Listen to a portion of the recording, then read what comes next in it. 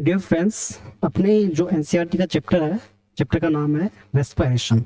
उसमें एक टॉपिक दिया हुआ है बैलेंस शीट।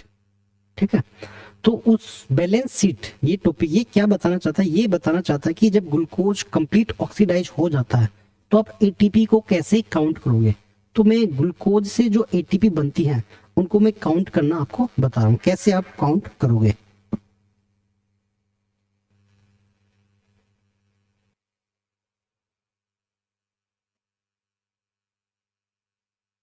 ओके, तो टॉपिक का नाम क्या था, बैलेंस शीट।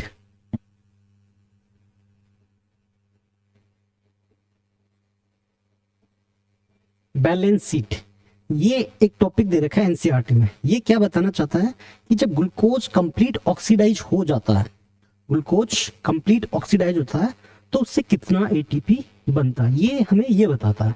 तो इसको कैसे बनाना है, बहुत ही इजी है। सबसे पहले आपको बनाना है कि ग्लूकोज से जब पायरुवेट बनता है तो क्या होता है। ग्लूकोज से जब पायरुवेट बनता है तो क्या होता है, जब ग्लूकोज से पायरुवेट होता है तो हमें मालूम है इस रिएक्शन को बोला जाता है ग्लाइकोलाइसिस। ग्लाइकोलाइसिस, तो ग्लाइकोलाइसिस का जो ग्रॉस प्रोडक्ट है वो क्या है, इसके अंदर मिलता है हमें 2 एटीपी और 2 NADH प्लस H प्लस। ये इसका ग्रॉस प्रोडक्ट है, इसका ग्लाइकोलाइसिस का। अब पायरुवेट का आगे क्या होता है, पायरुवेट आगे एंटर करता है माइटोकॉन्ड्रिया के अंदर। वहां पे सबसे पहले रिएक्शन चलती है माइटोकॉन्ड्रिया के अंदर। ये पायरुवेट से बन जाता है एसिटाइल कोए। एसिटाइल कोए में कन्वर्ट हो जाता है, किसमें कन्वर्ट हो गया, एसिटाइल कोए के अंदर। और एसिटाइल कोए फर्दर मैट्रिक्स में रिएक्शन चलाता है। ठीक है, जिसको बोलते हैं क्रेब्स साइकिल, यानी एक साइकिल चलती है जिसको बोलते हैं क्रेब्स साइकिल। तो ग्लाइकोला ये क्रेब्स साइकिल हो गया, क्रेब्स साइकिल। तो ग्लाइकोलाइसिस और क्रेब्स साइकिल को जोड़ने वाली रिएक्शन का नाम होता है लिंक रिएक्शन। ग्लाइकोलाइसिस और क्रेब्स साइकिल को जोड़ने वाली रिएक्शन का नाम क्या है, लिंक रिएक्शन। ये कहाँ चलेगा, साइटोप्लाज्म में, ये माइटोकॉन्ड्रिया के मैट्रिक्स में और ये भी माइटोकॉन्ड्रिया के मैट्रिक्स में। तो जब लिंक रिएक्शन चलती है तो लिंक रिएक्शन का प्रोडक्ट क्या है, यहाँ पे 2 निकलते हैं CO2 और 2 मॉलिक्यूल किसके निकलते हैं NADH प्लस H प्लस।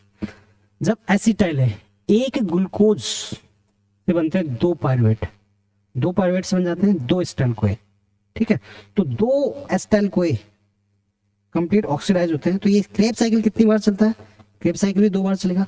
एक बार के लिए 1 बार चलेगा तो 2 के लिए 2 बार चलेगा। तो फाइनली कुल कितने प्रोडक्ट मिल जाते हैं, तो आपको मिलते हैं 4 तो CO2 मिलेंगे,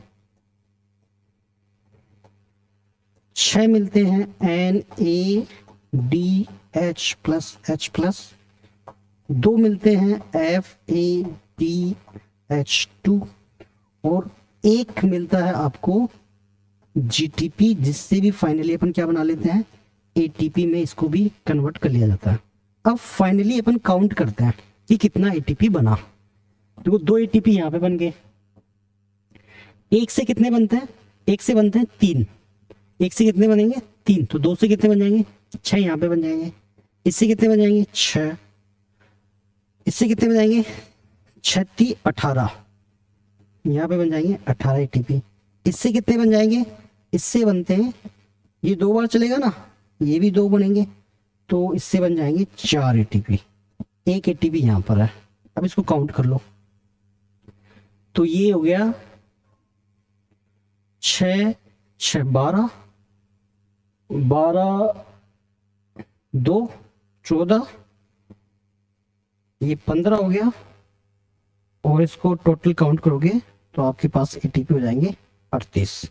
मैं वो काउंट करके बता देता हूँ, मेरे पास है कंप्यूटर। काउंट कैसे करेंगे, ऊपर से काउंट कर लेते हैं। 6 2 8, 6 2 8, 6 2 8 हो गए, 8 6 8 6 हो गए, 8 प्लस 6 प्लस 18 प्लस 4 प्लस 2 बार चलेगा ये साइकिल, तो 2 एटीपी बन जाएंगे, तो बन जाएंगे total ATP 38। Okay, thank you. कैसा लगा?